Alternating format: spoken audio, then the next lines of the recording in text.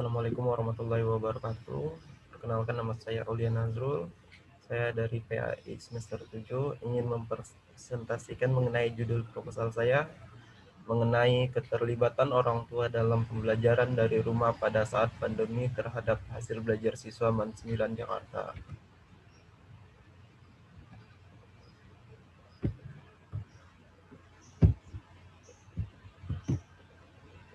Yang pertama ada rumusan masalah. Berdasarkan judul di atas, maka rumusan masalah dalam penelitian ini difokuskan kepada yang pertama, bagaimana hasil belajar siswa kelas 10 di sekolah MAN 9. Yang kedua, bagaimana proses pembelajaran dari rumah siswa kelas 10 di sekolah MAN 9. Yang ketiga, bagaimana peranan orang tua dalam proses belajar siswa di rumah.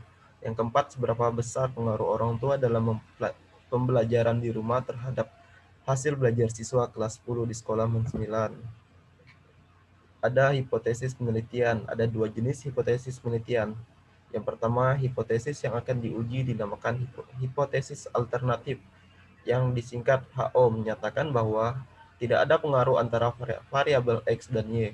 Rumusannya, hasil belajar siswa kelas 10 yang didampingi oleh orang tuanya sama dengan hasil belajar siswa kelas 10 yang tidak didampingi oleh orang tuanya.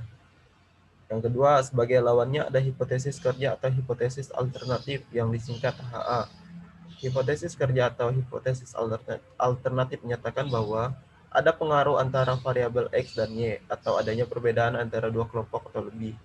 Rumusannya, hasil belajar siswa kelas 10 yang didampingi oleh orang tuanya lebih rendah atau lebih tinggi daripada hasil belajar siswa kelas 10 yang tidak didampingi oleh orang tuanya.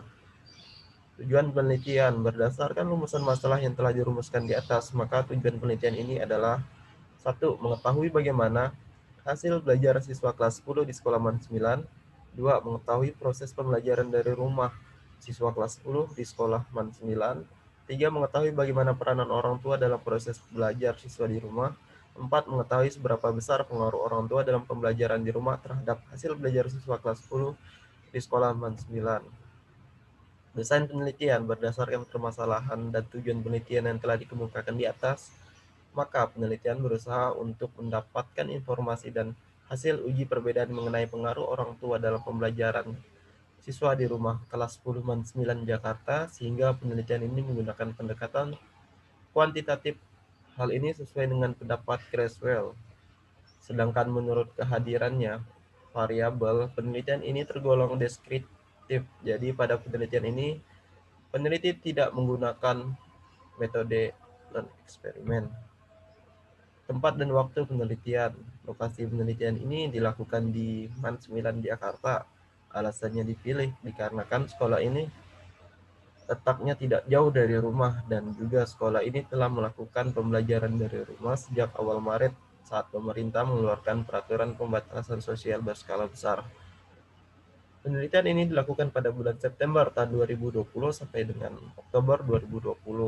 Populasi dan sampel dalam penelitian ini yang menjadi populasi penelitian adalah seluruh siswa kelas 10 MAN 9 Jakarta.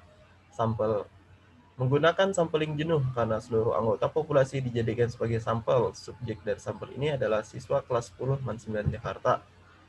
Teknik pengumpulan data yang pertama ada observasi. Peneliti menggunakan observasi tidak terstruktur.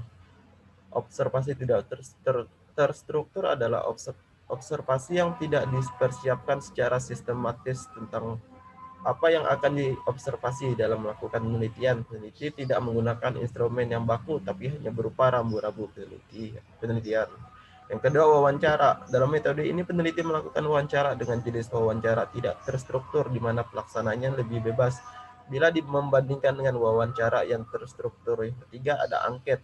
Angket merupakan teknik pengumpulan data yang dilakukan dengan cara memberi seperangkat pertanyaan atau pernyataan tertulis kepada responden untuk dijawab.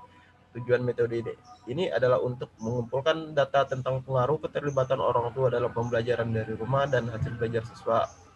Teknik analisis data. Dalam penelitian ini, peneliti menggunakan teknik analisis data uji T parsial, yaitu uji statistik secara individual untuk mengetahui pengaruh masing-masing variabel bebas terhadap variabel terkait dengan menggunakan uji T parsial. Ada beberapa uji persyaratan yang harus dilakukan.